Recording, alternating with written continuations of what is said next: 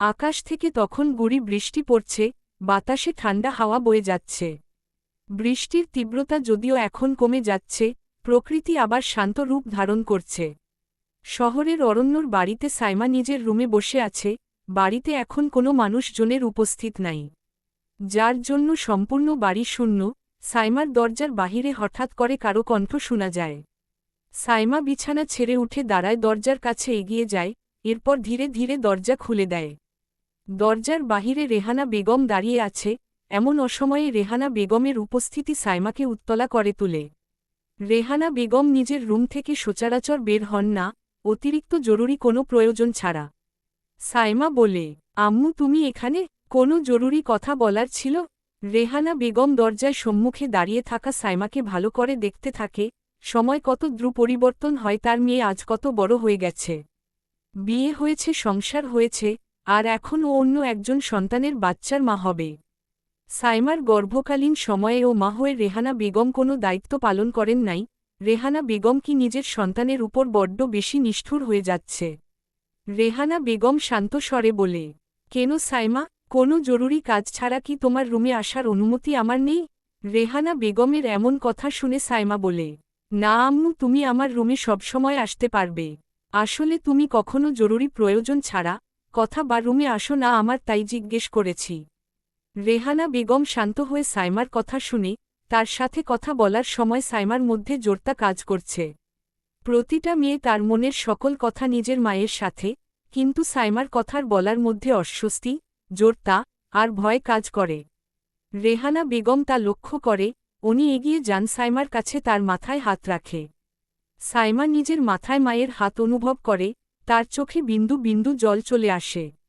প্রায় অনেক দিন পর নিজের মায়ের আদুরে হাতের ছোঁয়া অনুভব করছে সাইমা। ছোটবেলা ঘটে যাওয়া ঘটনার পর থেকে রেহানা বেগম অরণ্যর সাথে কথা বলে না।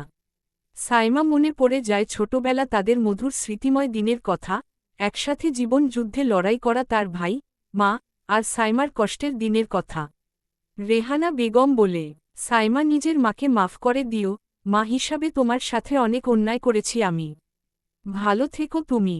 মায়ের মুখে এমন কথা শুনে কষ্ট হয় সাইমার, তাদের জীবনের শুধু এক অতীতের জন্য সব শেষ হয়ে গেল। সাইমা নীরবতা ভেঙে জবাব দেয়, আম্মু তুমি কি অরণ্য ভাইয়াকে কখনো মাফ করতে পারবে না? অতীতে যা হয়েছে তা ভুলে গিয়ে আবার একবার নিজের সন্তানকে ক্ষমা করে দিতে? আর কত শাস্তি দিবে ভাইকে? সাইমার কথা শুনে রেহানা বেগম বলে, সব ভুলের ক্ষমা হয় না সাইমা, আর কিছু শাস্তি কখনো অবসান হয় না। সন্তান যদি অপরাধ করে তাহলে মা হয়ে তাকে শাস্তি দেওয়া আমার দায়িত্ব। মায়ের কথার উত্তরে সাইমা আর কোনো কথা বলে নাই, কারণ সে জানে তার মা ঠিক কতটা জেদি। যদি 1000 বার অনুরোধ করে তবুও অরণ্যর করা ভুল, রেহানা বেগম কখনো ক্ষমা করবেন না। রেহানা বেগম বলে, অরণ্য আর ইনা, গত 3 দিন ধরে ওদের কথা বার্তার কোনো আওয়াজ শোনা যাচ্ছে না? হ্যাঁ, ইনায়ার নানার বাড়ি রূপনগর, সেখানে বেড়াতে গিয়েছে। রূপনগরে ইনায়ার মামা সাফায়াত তালুকদারের মৃত্যুর বিষয়ে কি যেন জানতে গিয়েছে। সাইমার মুখ থেকে সাফায়াত নাম শুনে রেহানা বেগম চমকে যায়, ওনার শরীর বরফের ন্যায় ঠান্ডা হয়ে যায়, গলা শুকিয়ে কাঠ হয়ে যায়। ইনায়ার মামা সাফায়াত আর অরণ্য সাফায়াত মৃত্যুর তদন্ত করার জন্য রূপনগর গ্রামে গিয়েছে। যাকে নিজের হাত খুন করেছে তার মৃত্যুর রহস্য সে জানতে চাই। অরণ্য কি করতে চলছে তা রেহানা বেগম বুঝতে পারছে না, তবে মনে হচ্ছে অরণ্য কোনো সাংঘাতিক গেম খেলছে। হঠাৎ করে তার শায়ু ইনায়াকে বিয়ে করা, তার মামার খুনের রহস্য উদ্ঘাটন করার পিছনে অরণ্যর কোনো পরিকল্পনা রয়েছে। কোথাও অরণ্য আড়াল থেকে সব ষড়যন্ত্র করে যাচ্ছে না তো? চায়ের দোকানে ইনা আর অরণ্য দাঁড়িয়ে আছে। অরণ্যর চোখ মুখ একদম শান্ত, কিন্তু ইনায়ার চোখে অবিশ্বাস, সন্দেহ, ঘৃণার সংমিশ্রণ রয়েছে। সাফায়াত খুনি অরণ্য?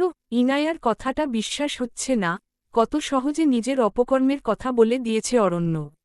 আর তার চোখ মুখে স্পষ্ট ফুটে উঠছে খুন করেও তার মধ্যে কোনো অপরাধ বোধ কাজ করছে না।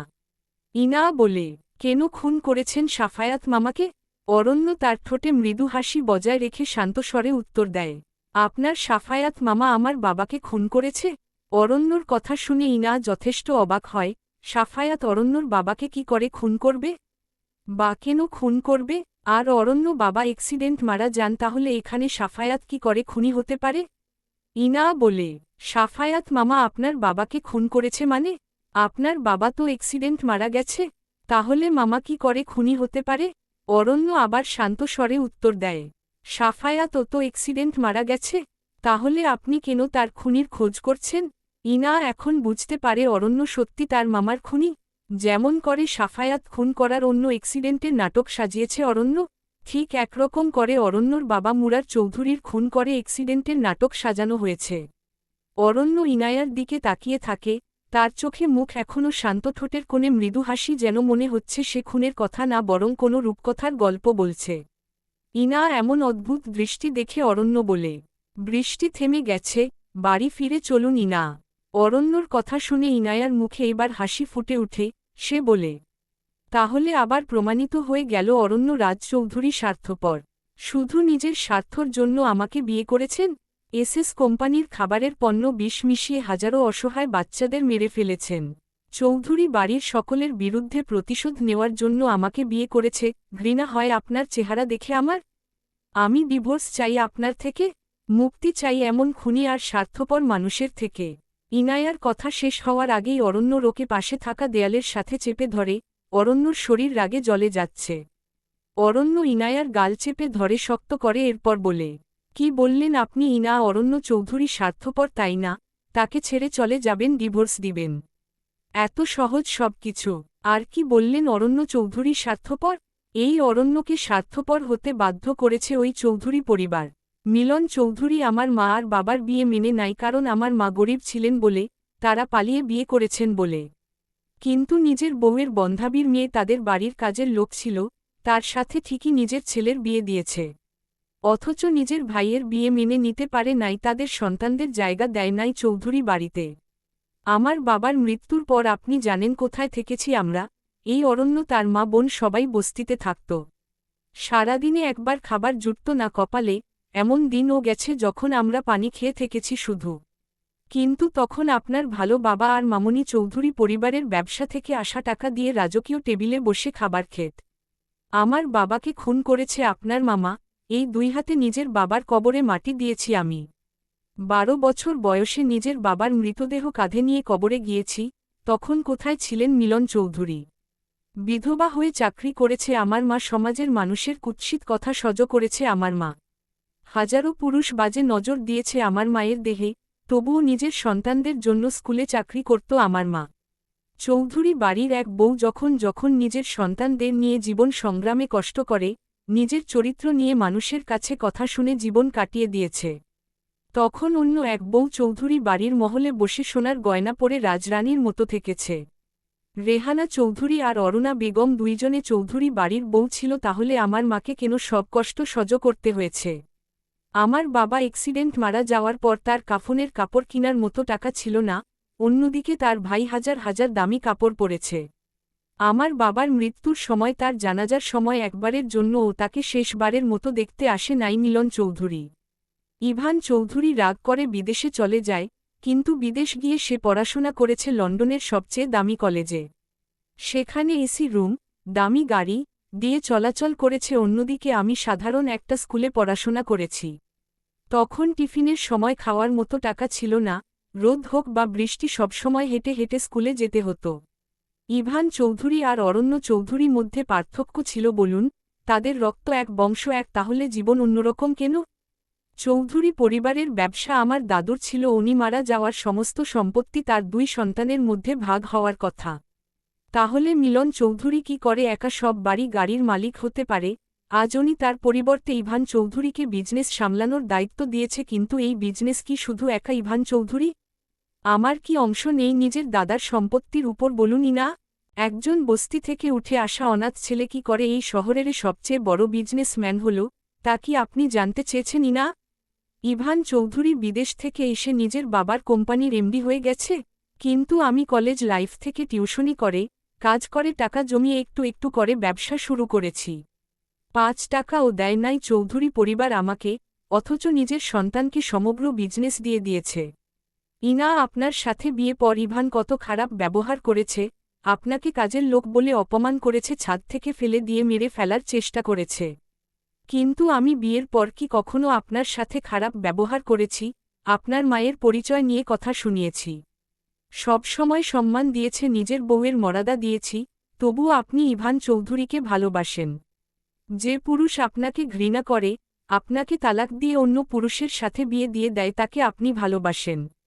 কিন্তু যে আপনাকে সম্মান করে, সব সময় বিপদে আপদে আগলে রাখে, ভালোবাসে, তাকে আপনি ঘৃণা করেন।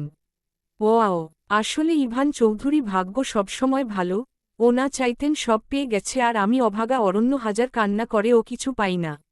অরণ্যর কথা শুনে ইনায়ার খারাপ লাগে, অরণ্যর চোখে পানি এসে যায়। আজ বিয়ের পর প্রথমবার অরণ্যের চোখে পানি দেখছে ইনা। ইনা বলে, অরণ্য, আমি শুধু। চুপ করুন ইনা, আমি জানি আপনি সারাজীবন ইভানকে ভালোবাসেন আর আমাকে ঘৃণা করবেন। মিলন চৌধুরী নিজের ভাইয়ের সমস্ত সম্পত্তি কেড়ে নিয়েছে, তবুও সে স্বার্থপর হল না। অরুণা বেগম নিজের দেবরের বউয়ের সব গয়না ছিনিয়ে নিয়েছে, তবুও সে স্বার্থপর না। ইভান চৌধুরী নিজের বউকে অন্য কারো বিয়ে দিয়ে দিল, তবুও সে স্বার্থপর না। শুধু এই অরণ্য স্বার্থপর, কারণ সে নিজের বাবার খুনির মৃত্যুর প্রতিশোধ নিয়েছে, নিজের বোনকে ভালো ঘরে বিয়ে দিয়েছে, কষ্ট করে সফল হয়েছে, শহরের বড় ব্যবসায়ী হয়েছে, তাই না? অরণ্য, ইনা আপনাকে এই কথা বলতে চাই নাই, কিন্তু কেন জানি আপনার মুখে স্বার্থপর কথাটা শুনে কষ্ট হয়েছে। আসলে কি জানেন, আমার ভাগ্য সবসময় খারাপ। যে মাকে বিলাসবহুল জীবন দিলাম, সেই মা আজ আমাকে ঘৃণা করে।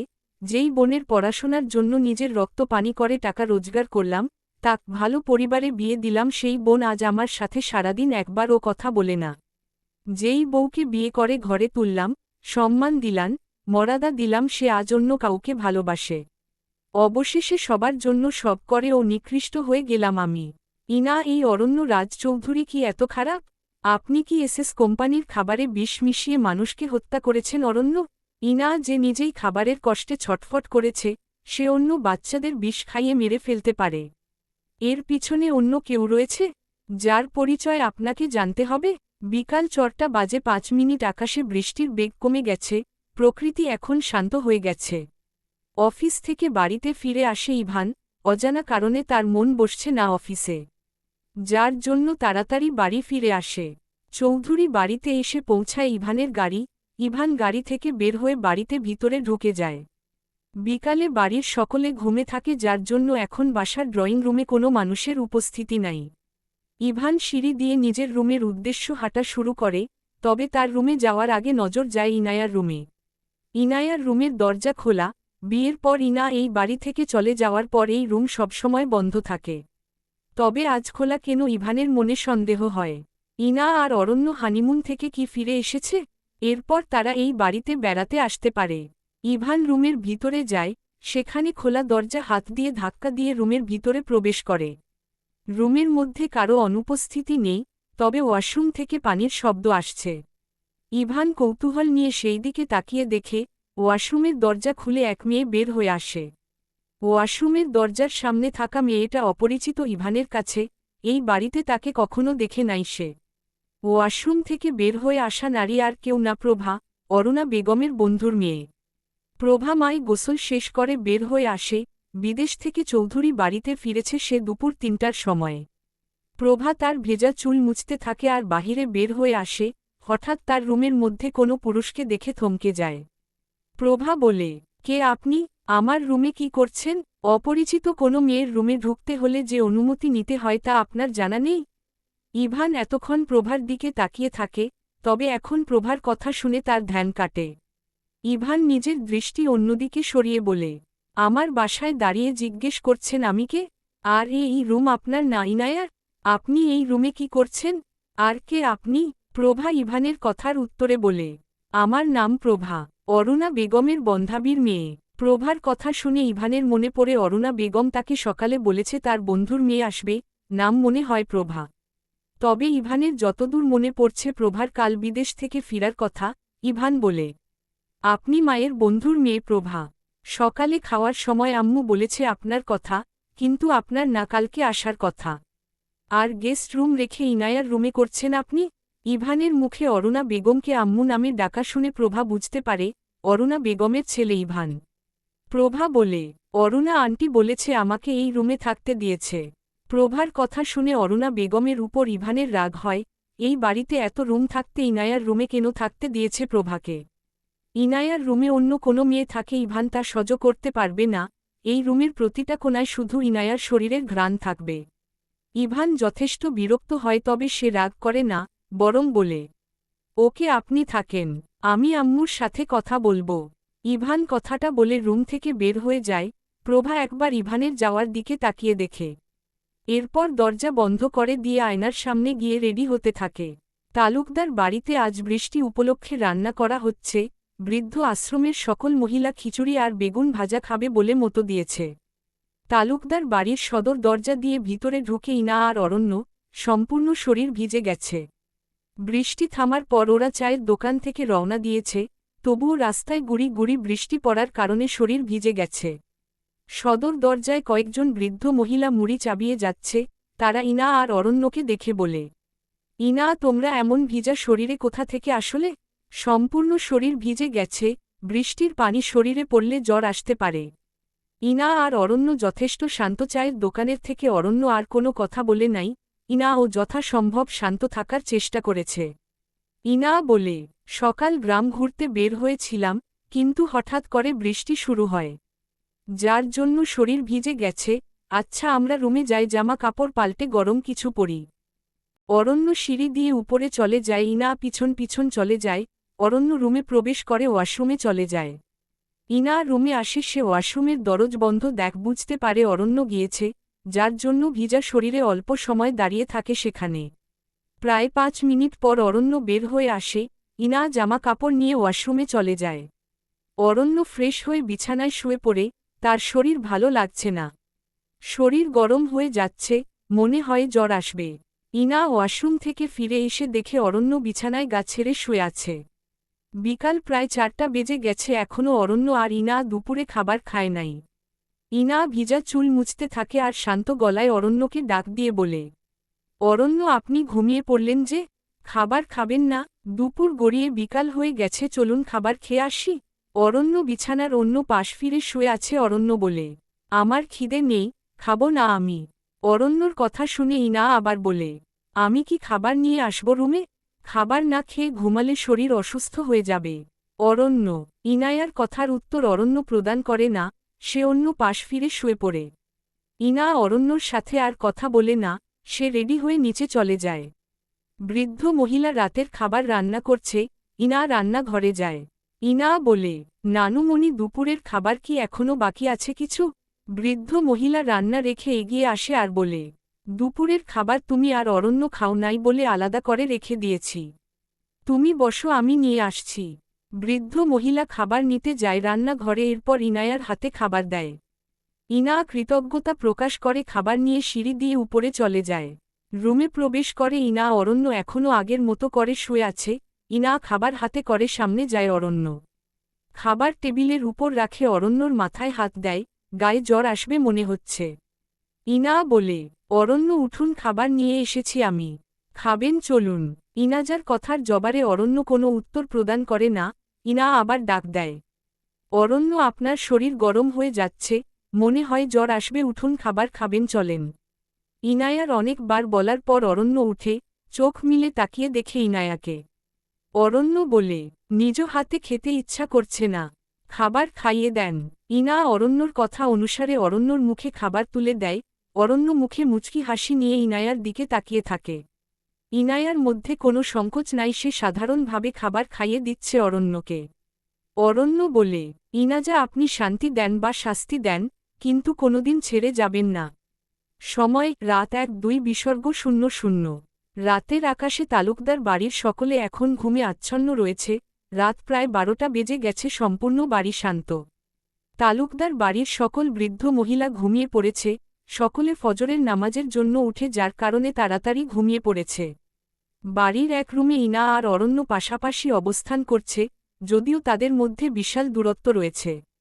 মধ্যরাতে হঠাৎ কারো কণ্ঠ শুনে ইনায়ার ঘুম ভেঙে যায়। চোখ খুলে উপলব্ধি করতে পারে অরণ্যর কণ্ঠ। ইনা পাশ ফিরে অরণ্যর দিকে তাকিয়ে দেখে অরণ্য তার শরীরে থাকা কাঁথা শক্ত করে নিজের সাথে জড়িয়ে ঘুমিয়ে রয়েছে।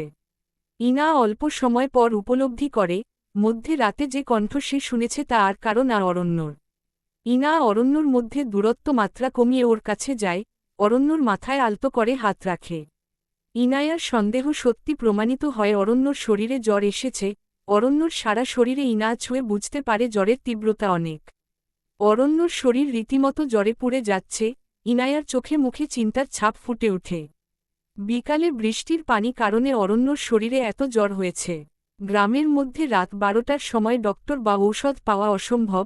খাবার খাইয়ে যখন অরণ্যকে ঔষধ খেতে বলেছে, তখন অরণ্য জেদ করে ঔষধ খায় নাই, এই সামান্য বৃষ্টির পানির ফোঁটায় তার জ্বর আসবে না বলে দেয়। ইনায়ার এখন অরণ্যর উপর ভীষণ রাগ হচ্ছে, আবার অরণ্যর জ্বরে পুড়ে যাওয়া শরীর আর ওর অসহায় মুখ থেকে মায়া লাগছে। অরণ্যর শরীর থেকে হাত সরিয়ে নেয় ইনা, এরপর বিছানা ছেড়ে উঠে দাঁড়ায় ওয়াশরুম চলে যায়। ওয়াশরুম থেকে এক বালতি পানি আর টাওয়াল ভিজিয়ে নিয়ে আসে, এরপর অরণ্যর মাথার কাছে বসে ওকে মৃদু স্বরে ডাক দেয়। অরণ্য, উঠুন অরণ্য, আপনার শরীরে অনেক জ্বর এসেছে, একবার পানি দিয়ে গামুছে দিলে শরীর থেকে জ্বরের তীব্রতা কমে যাবে। ইনায়ার কথা অরণ্যর কান অবধি পৌঁছায় নাই, কারণ অরণ্যর শরীরে জ্বরের তীব্রতা বেড়ে গেছে, সে এখন অজ্ঞান প্রায় 5 মিনিট ইনা অরণ্যকে ডাকে, তবে অরণ্যর শরীর কোনো রেসপন্স করে না। ইনা বাধ্য হয়ে অরণ্যর শরীরে পানি দিয়ে আলতো করে মুছিয়ে দিতে থাকে। অরণ্য হাত পা পানি দেওয়ার পর এইবার অরণ্যর শার্টের বাটনের উপর হাত দেয় ইনা। ইনা সংকোচ বোধ করে অরণ্যর শরীরে এমন করে টাচ করার জন্য, কিন্তু অরণ্যর অসুস্থতা আর জ্বরের তীব্রতার কাছে সে বাধ্য হয়। ইনা সযত্নে অরণ্যর শার্টের প্রথম বাটন খুলে, অরণ্য তার স্বামী, তাকে সামান্য স্পর্শ করার অধিকার রয়েছে ইনায়ার। তবুও তার মন থেকে সংকোচ আর ভয় কাটে নাই। ইনা কাপা কাপা হাতে অরণ্যর বুকের অংশ আবৃত করে। অরণ্যর বুকে অল্প অল্প পশম রয়েছে, যদিও তা ভীষণ সুন্দর। অরণ্যর বুক তাকে বড্ড আকর্ষণ করছে। ইনায়ার ইচ্ছা করছে এই বুকে তার ঠোঁট ছুঁয়ে দিতে, সারাজীবন স্বামীর বুকের মধ্যে অবস্থান করতে। তবে ইনা নিজের ইচ্ছা আর আবেগ নিয়ন্ত্রণ করে, সে বালতির পানি দিয়ে টাওয়াল ভিজিয়ে নেয়। এরপর সযত্নে অরণ্যর সারা শরীরে মুছে দেয়, অরণ্যর শরীরে ঠান্ডা অনুভব করে। জ্বরের মধ্যে শরীরে এমন ঠান্ডা অনুভূতি তার ভালো লাগছে। ইনা অরণ্যর দিকে তাকিয়ে দেখে। অরণ্যর এমন মায়াবী রূপ ইনা আগে কখনো খেয়াল করে নাই। একজন পুরুষকে জ্বরের মধ্যে যে এত সুন্দর লাগতে পারে তা ইনায়ার বোধহয় জানা ছিল না। ইনা ঠোঁটে মৃদু হাসি বজায় রেখে অরণ্যর মাথায় পানি দেয়। এরপর আবার ওয়াশরুমে চলে বালতি আর পানি রেখে আসে, তবে টাওয়াল পাশে থাকা টেবিলে রেখে দেয়। অরণ্যর শরীর অল্প উঁচু করে তার শরীর থেকে শার্ট সরিয়ে দেয়। জ্বরের মধ্যে যদি শরীরে কোনো জামা কাপড় না থাকে, তাহলে জ্বরের তীব্রতা কমে যায়। ইনা অরণ্যর কপালে থাকা চুলে সরিয়ে দেয়, তার মাথায় হাত বুলিয়ে দেয়। অরণ্যর শরীর এখন ভালো লাগছে, শরীরে শীতল ঠান্ডা অনুভব হচ্ছে।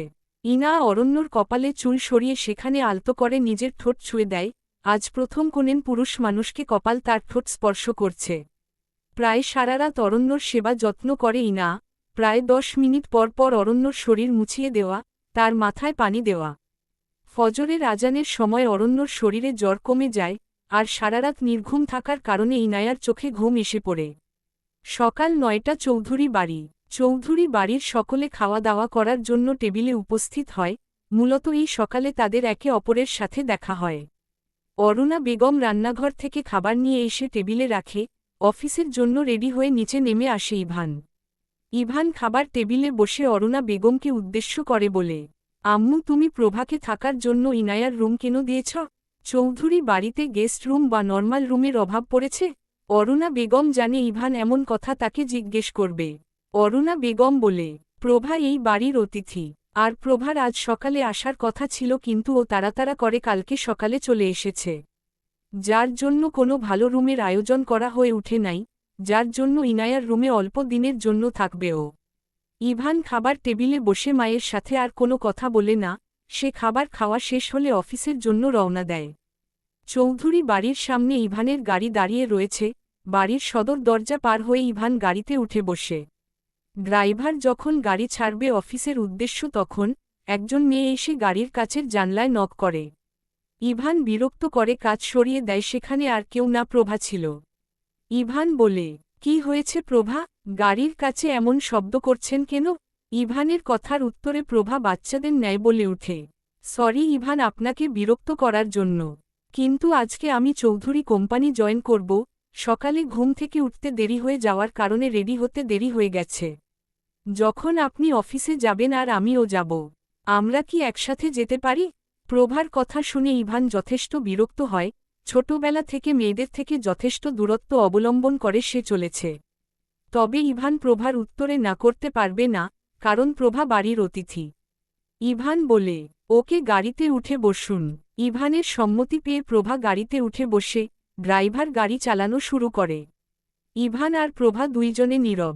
তবে প্রভার চোখে মুখে এখনও ঘুম রয়েছে। বিদেশে তার এত সকালে ঘুম থেকে উঠার অভ্যাস নাই, যার জন্য প্রভা গাড়িতে হেলান দিয়ে চোখ বন্ধ করে ঘুম কাটানোর চেষ্টা করে। প্রায় 10 মিনিট পর ইভান খেয়াল করে প্রভা ঘুমিয়ে পড়েছে, তবে তার মাথা গাড়ির ঝাঁকুনির কারণ পড়ে যাচ্ছে।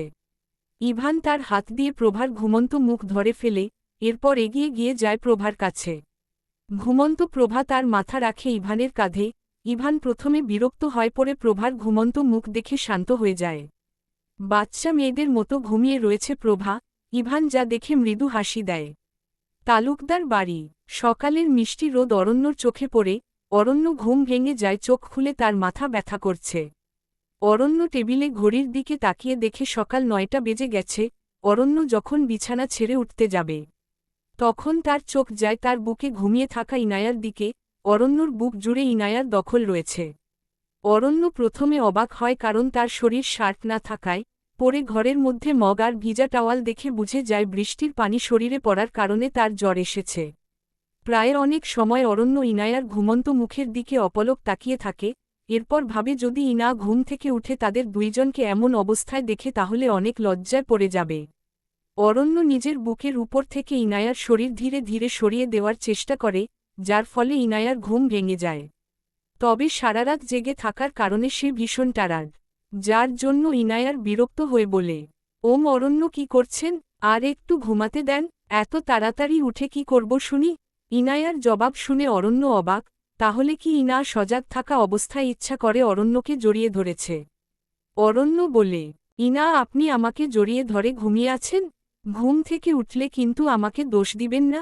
অরণ্যর কথা শুনে ইনা শক্ত করে অরণ্যকে জড়িয়ে ধরে, ওর বুকের পশমে মাথা নেড়ে জবাব দেয়, আপনি আমার স্বামী অরণ্য, নিজের স্বামীকে জড়িয়ে ধরার অধিকার কি আমার নাই, এখন আমাকে ঘুমাতে দেন। ইনায়ার এমন জবাব শুনে অরণ্য অবাক হয়, তবে ওর মুখে হাসি ফুটে ওঠে। অরণ্য ইনায়াকে নিজের সাথে জড়িয়ে ধরে, যেন ছেড়ে দিলে ইনা পালিয়ে যাবে। ঘুমের মধ্যে ইনাজার মুখে মিষ্টি হাসি ফুটে উঠে, ওর গাল দুটো লাল হয়ে জকয়। অরণ্য বলে, অবশ্যই নিজের স্বামীকে জড়িয়ে ধরার অধিকার ইনায়ার রয়েছে, কারণ এই অরণ্য রাজচৌধুরী শুধু ইনায়ার, শুধু মায় তার বিবাহিত বউয়ের। এখন ঘুমান যৎক্ষণ ইচ্ছা। সকাল 10টা। তালুকদার বাড়ির রুমের এক দরজায় অনেক সময় ধরে একজন নক করে যাচ্ছে, কিন্তু ভিতর থেকে কোনো সারা শব্দ বা কোনো ব্যক্তি দরজা খুলে দিচ্ছে না। অরণ্য আর ইনা অনেক সময় ধরে ঘুমিয়ে রয়েছে, মূলত তাদের রুমের দরজায় বারবার নক করে যাচ্ছে একজন বৃদ্ধ মহিলা। সকাল 10টা বেজে গেছে, কিন্তু অরণ্য আর ইনা ঘুম থেকে উঠে নাই, দরজা খুলে নিচে খাবার খেতে আসে নাই। যার জন্য বৃদ্ধ মহিলা টেনশন করছে, দরজার শব্দ ক্রমশ বেড়ে যাচ্ছে। ঘুমের মাঝে দরজায় এমন শব্দ শুনে যথেষ্ট বিরক্ত হয় অরণ্য, কপাল কুঁচকে চোখ খুলে দেখে তাকে শক্ত করে জড়িয়ে ধরে ঘুমিয়ে আছে ইনা। ঘুমন্ত ইনায়াকে দেখে অরণ্যর বিরক্ত হয়ে যাওয়া চেহারা বদলে যায়। অরণ্য ইনায়ার দিকে এক রাশ মুগ্ধতা নিয়ে তাকিয়ে থাকে। ঘুমন্ত ইনায়াকে দেখতে অসম্ভব সুন্দর লাগছে। ইনায়ার কপালে আসা ছোট ছোট চুল কানের পিছনে গুজে দেয় অরণ্য। কিন্তু দরজার শব্দের কারণে তাদের মধুর সময় খুব বেশি স্থায়ী হয়ে উঠে নাই। অরণ্য বিছানা ছেড়ে উঠে দাঁড়ায়, এরপর শরীরে শার্ট জড়িয়ে দরজার কাছে যায়। অরণ্য দরজা খুলে দেয়, সামনে কয়েকজন বৃদ্ধ মহিলা দাঁড়িয়ে রয়েছে। অরণ্য সৌজন্যে রক্ষায় হাসি মুখে বলে, কি হয়েছে নানু মনিরা, কোনো সমস্যা? বৃদ্ধ মহিলারা রুমের ভিতরে তাকিয়ে দেখে ইনা ঘুমিয়ে রয়েছে, আর অরণ্যকে দেখে মনে হচ্ছে সে সুস্থ আছে। বৃদ্ধ মহিলারা বলে, সরি অরণ্য বাবা, তোমাদের বিরক্ত করার জন্য দুঃখিত, আসলে সকাল 10টা বেজে গেছে কিন্তু তোমরা খাবার খেতে আসো নাই, যার জন্য ডাকতে এসেছি তোমাদের। অরণ্য বৃদ্ধ মহিলার চিন্তার কারণ বুঝতে পারে। অরণ্য বলে, আসলে কালকে বৃষ্টিতে ভিজার কারণে রাতে আমার অনেক জ্বর হয়, ইনা সারারাত জেগে আমার সেবা যত্ন করে, যার জন্য সকালে ঘুম থেকে উঠতে দেরি হয়ে যান। আপনারা যান, ইনা আর আমি নিচে খাবার খেতে আসছি। বৃদ্ধ মহিলা অরণ্যর মুখে জ্বরের কথা শুনে বলে, জ্বর কি এখনও আছে তোমার অরণ্য? গ্রামে ডক্টর রয়েছে, ওনাকে কি কল করব? না, জ্বর এখন কমে গেছে, টেনশন করবে না আপনারা। বৃদ্ধ মহিলারা অরণ্যর জ্বর কমে গেছে শুনে সশক্তির শ্বাস নেয়। তারা সকলে নিচে চলে যায়, অরণ্য রুমের দরজা বন্ধ করে দেয়। অরণ্য আবার বিছানায় ফিরে আসে ইনায়ার কাছে, ওর কাছে এসে জড়িয়ে ধরে ইনায়াকে, এরপর ডাক দেয় ইনায়াকে। ইনা, ঘুম থেকে উঠুন ইনা, সকাল 10টা বেজে গেছে, তাড়াতাড়ি উঠুন। অরণ্যর ডাক শুনে ইনায়ার ঘুম ভেঙে যায়। ইনা পিটপিট করে চোখ খুলে সামনে থাকা অরণ্যর দিকে তাকিয়ে দেখে অরণ্য তার দিকে ঝুঁকে রয়েছে। সকালে অরণ্যকে এমন করে জড়িয়ে ধরার কথা মনে হয়ে লজ্জায় গাল লাল হয়ে যায়। তবে কাল রাতে অরণ্যর জ্বরের কথা মনে হতেই ইনা তার হাত দিয়ে অরণ্যর কপালে ছুঁয়ে দেখে অরণ্যর শরীরে এখন আর জ্বর নাই। কালকে রাতে অরণ্যর জ্বরের যে তীব্রতা ছিল, ইনা ভয় পেয়ে গিয়েছিল। সারারাত মাথায় পানি আর জলপট্রি দেওয়ার কারণে জ্বর কমর গেছে। ইনা বলে, অরণ্য, এখন আপনার শরীর কেমন লাগছে? আর সকালে জ্বরের ঔষধ খেতে হবে, আপনি ফ্রেশ হন, আমি খাবার নিয়ে আসি। ইনা কথাটা বলে যখন ঘুমু ঘুমু অবস্থায় বেড থেকে উঠতে যাবে, তখন অরণ্য ওর হাত ধরে ফেলে। অরণ্য ইনায়ার হাত ধরে নিজের কাছে নিয়ে আসে আর বলে, কি ব্যাপার মিসেস ইনা, কাল সারারাত এই অরণ্য চৌধুরীর সেবা করলেন, আবার সকালে তাকে জড়িয়ে ধরে ঘুমিয়ে পড়লেন, এখন তার শরীরের এত চিন্তা করছেন? কোথাও অরণ্য রাজ চৌধুরী প্রেমে পড়ে গেলেন না তো আপনি? অরণ্যর এমন কথায় ইনা বিরক্ত হয় না, বরং সে হেসে জবাব দেয়, যদি প্রেমে পড়ে যায় তাহলে অসুবিধার কিছুই দেখছ না আমি। বিয়ের পর স্বামীর প্রেমে পড়ে যাওয়া যায় যাচ্ছে, আর সেও যত নিকটে যাবে তত তার দুর্বলতার বিষয়ে জানা যাবে। ইনায়ার কথা শুনে অরণ্য আর ইনা দুইজনে হেসে দেয়। এরপর ইনা বিছানা ছেড়ে উঠে দাঁড়ায়, ওয়াশরুম থেকে ফ্রেশ হয়ে নিচে যায়। অন্যদিকে ইভানের গাড়ি অফিসের সামনে এসে দাঁড়ায়।